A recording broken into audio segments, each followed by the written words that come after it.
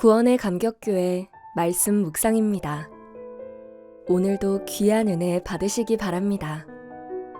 오늘 우리에게 주시는 하나님의 말씀은 이사야 57장 14절에서 21절입니다. 오늘의 말씀.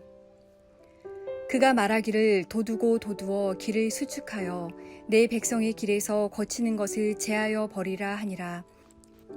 지극히 존귀하며 영원히 거하시며 거룩하다 이름하는 이가 이와 같이 말씀하시되 내가 높고 거룩한 곳에서 있으며 또한 통회하고 마음이 겸손한 자와 함께 있나니 이는 겸손한 자의 영을 소생시키며 통회하는 자의 마음을 소생시키려 함이라. 내가 영원히 다투지 아니하며 내가 끊임없이 노하지 아니할 것은 내가 지은 그의 영과 혼이 내 앞에서 피곤할까 함이라. 그의 탐심의 죄악으로 말미암아 내가 노하여 그를 쳤으며 또 내 얼굴을 가리고 노하였으나 그가 아직도 패역하여 자기 마음의 길로 걸어가도다. 내가 그의 길을 보았은즉 그를 고쳐줄 것이라. 그를 인도하며 그와 그를 슬퍼하는 자들에게 위로를 다시 얻게 하리라. 입술의 열매를 창조하는 자 여호와가 말하노라. 먼 데 있는 자에게든지 가까운 데 있는 자에게든지 평강이 있을지어다. 평강이 있을지어다. 내가 그를 고치리라 하셨느니라. 그러나 악인은 평온함을 얻지 못하고 그 물이 진흙과 더러운 것을 늘 솟구쳐내는 요동하는 바다와 같으니라. 내 하나님의 말씀에 악인에게는 평강이 없다 하셨느니라. 아멘. 하나님은 회개한 백성들을 고치실 것입니다 라는 제목으로 금요일 큐티 나눔 하도록 하겠습니다. 사랑하는 여러분, 우리는 세상에 살아가면서 죄를 짓기도 하고 또 그 죄를 지으면 회개를 하기도 합니다. 그런데 죄를 짓고 난 이후에 우리의 행동과 반응은 참으로 중요한 것 같습니다. 신앙을 가진 사람들조차도 어떤 사람들은 죄를 지었으면서도 아무런 꺼리낌이 없고 어떤 사람들은 죄를 지으면 그 지은 것 때문에 힘들어하고 양심의 가책을 느낍니다. 그런데 그것으로 끝납니다. 또 어떤 사람들은 힘들어하고 양심의 가책을 느끼는 것으로 끝나지 않고 죄에 대해서 회개하고 또 그 죄를 짓지 않고 싶어 합니다. 우리는 어떤 사람인지 모르겠습니다. 우리는 계속해서 이사야서 말씀을 통해서 위로하시고 회복시키시고 구원하시는 하나님을 묵상하고 있습니다. 오늘 말씀 또한 고쳐주시는 하나님을 말씀하고 계신데요. 오늘은 또 어떻게 말씀하시는지 한번 살펴보도록 하겠습니다. 먼저 14절 말씀입니다. 그가 말하기를 도두고 도두어 길을 수축하여 내 백성의 길에서 거치는 것을 제하여 버리라 하리라. 아멘. 하나님께서는 먼저 길을 수축하고 거치는 것을 제하여 버리라고 말씀하십니다. 바벨론의 포로로 끌려가서 심판과 고통을 그리고 눈물을 흘리는 이스라엘 백성들이었습니다. 그러나 이제는 그 우상 숭배의 죄를 뉘우치고 돌아올 때가 되었으니 오는 길에 장애물들을 제거하라고 말씀하십니다. 미리 준비하라고 말씀하시는 거예요. 그리고 그렇게 말씀하시는 하나님은 자신이 어떤 분이신지 다시 한번 말씀하십니다. 15절 말씀인데요. 제가 읽겠습니다. 지극히 존귀하며 영원히 거하시며 거룩하다 이름하는 이가 이와 같이 말씀하시되 내가 높고 거룩한 곳에 있으며 또한 통회하고 마음이 겸손한 자와 함께 있나니 이는 겸손한 자의 영을 소생시키며 통회하는 자의 마음을 소생시키려 함이라. 아멘. 먼저 하나님은 자신이 지극히 존귀하며 영원하신 분이라 말씀하십니다.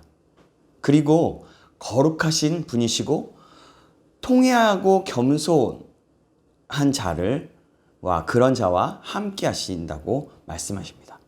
그리고 그런 자의 영을 소생시키시는 하나님이라고 말씀하십니다. 그렇습니다. 하나님은 지극히 존귀하신 분이십니다. 그리고 그분은 거룩하신 분이십니다. 이 하나님은 찬양받으시기 합당하십니다. 그러나 인간은 어떻습니까? 거룩하지 않습니다. 인간의 생각은 악합니다. 그럼에도 불구하고 인간은 자신이 스스로 뭔가를 할 수 있다고, 선한 것을 할 수 있다고 생각합니다. 자신이 하나님을 위해서 뭔가를 해드릴 수 있다고 생각합니다. 하지만 그렇지 않습니다. 하나님이 함께 하셔야 하나님이 원하시는 일을 할 수 있는 것입니다. 하나님께서 함께 하시지 않으신다면 그 일은 하나님과 상관이 없는 일이 되기 때문입니다. 왜냐하면 인간은 악하여 죄가 많기 때문에 그렇습니다. 자신이 원하는 것은 욕망이 될 수 있기 때문입니다. 그런 인간에게 하나님께서는 회개하기를 원하십니다. 그럼 하나님께서는 어떤 회개를 원하실까요? 그것은 바로 통회하는 회개, 겸손한 마음의 회개를 원하십니다. 요즘 우리는 자신의 잘못과 실수를 고백하면서 회개를 한다고 합니다. 하지만 그냥 그것을 고백으로 끝나는 경우가 많습니다. 이 회개는 형식적인 회개입니다. 진짜 회개가 아닐 가능성이 큽니다. 그럼 진정한 회개는 무엇입니까? 바로 통회하는 마음, 그 심령으로 드리는 회개입니다. 자신의 죄를 보고 아파하고 다시는 그 죄를 짓지 않고 싶은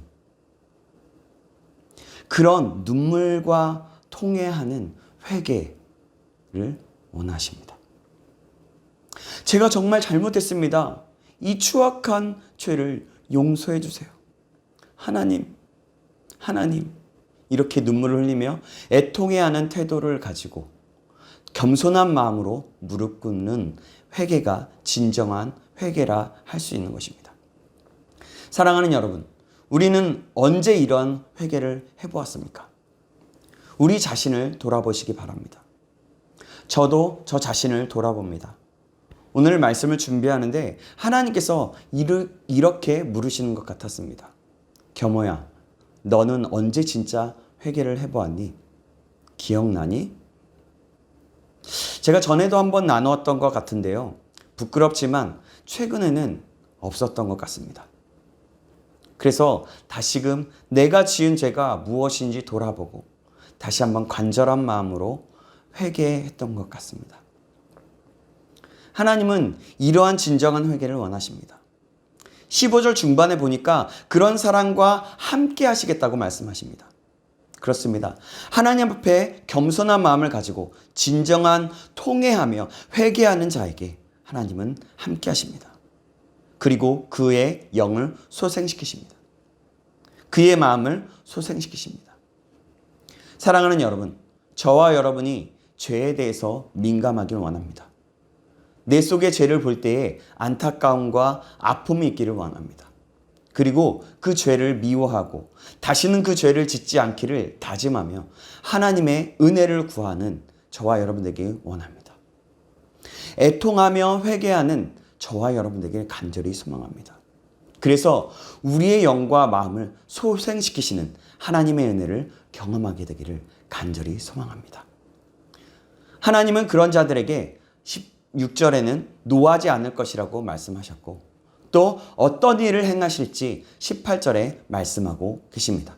18절 말씀입니다. 제가 읽겠습니다. 내가 그의 길을 보았은즉 그를 고쳐줄 것이라. 그를 인도하며 그와 그를 슬퍼하는 자들에게 위로를 다시 얻게 하리라. 아멘. 하나님은 진정한 회개를 하는 자를 고쳐줄 것이고 인도하실 것이고 위로하시겠다고 하십니다. 하나님은 우리를 고치시기 원하시는 분이십니다. 그리고 항상 좋은 곳으로 인도하시기 원하시는 분이십니다. 또 우리의 슬픔을 위로해 주시는 분이십니다. 우리에게 혹시나 영적인 병이나 마음의 병들 그리고 육신의 병들이 있으십니까? 고치시기 원하시는 하나님께 우리의 죄를 회개하고 간절히 기도하십시오. 오늘 말씀에 분명히 말씀하셨습니다. 그를 고쳐줄 것이다. 내가 어떻게 살아야 할지 모르시는 분이 계십니까? 가야 할 길이 어딘지 앞길이 보이지 않으시는 분이 계십니까? 하나님께 우리의 죄를 회개하고 기도하십시오. 그리고 그분께 아뢰십시오. 우리를 가장 선한 길로 인도하실 것입니다.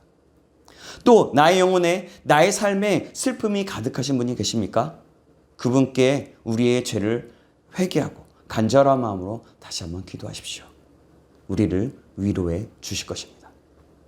할렐루야. 아멘. 우리 하나님이 이런 하나님이십니다. 얼마나 큰 은혜인지 모르겠습니다. 이 하나님을 신뢰할 수 있는 저와 여러분에게 간절히 소망합니다. 이 하나님은 회개하는 자에게 또한 평강을 주실 것이라고 말씀하십니다.